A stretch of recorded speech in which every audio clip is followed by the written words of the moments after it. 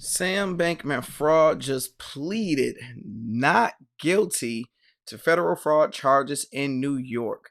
Former FTX CEO Sam Bankman-Fried pleaded not guilty to federal charges on Tuesday, less than 2 months after his crypto empire collapsed. Charges against Bankman-Fried included money laundering, conspiracy to commit wire fraud, and security fraud. The case was assembled quickly by prosecutors from the Southern District of New York, who gained corroborations of Bankman-Fried Lieutenants Caroline Ellison and Gary Wayne. So recently, you had Gary Wayne and Caroline.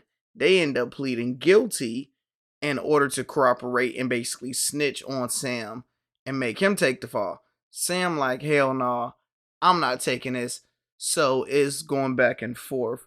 Let's see what she have to say, and we're going to come back.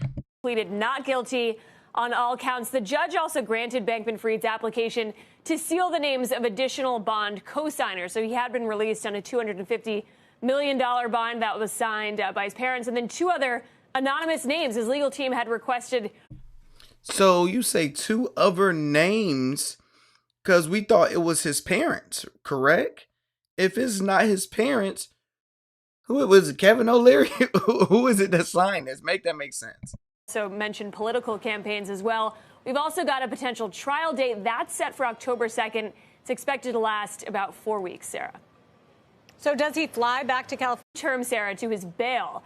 So the judge ruled that Bankman-Fried is now prohibited from accessing or transferring any FTX and Alameda cryptocurrency, anything related to either entity or any of the subsidiaries related to FTX. He had tweeted about that over the weekend, denying some reports that Sam Bankman-Fried had moved money around. So that's an update to the bail agreement. And then the next step here, the prosecutor says the government will now provide Bankman-Fried's defense team with hundreds of thousands of documents in evidence in the next 2 weeks. So that would include materials from some of the FTX debtors, investors in FTX. There's also mentioned political campaigns as well. We've also got a potential trial date that's set for October 2nd. It's expected to last about 4 weeks, Sarah.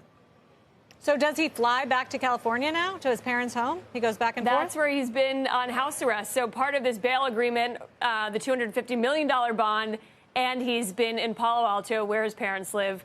And their house is part of that bond agreement, part of the collateral there. But he is restricted to parts of Northern California and Manhattan. And right now, it's just sort of that discovery phase where his team will now get documents, hundreds of thousands of documents to look through and really build their case. And they've got until October. In my opinion, this is dumb.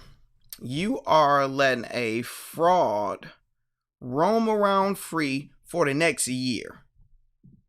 9 months, technically. We are in January. They say the trial is expected to start in October 2nd.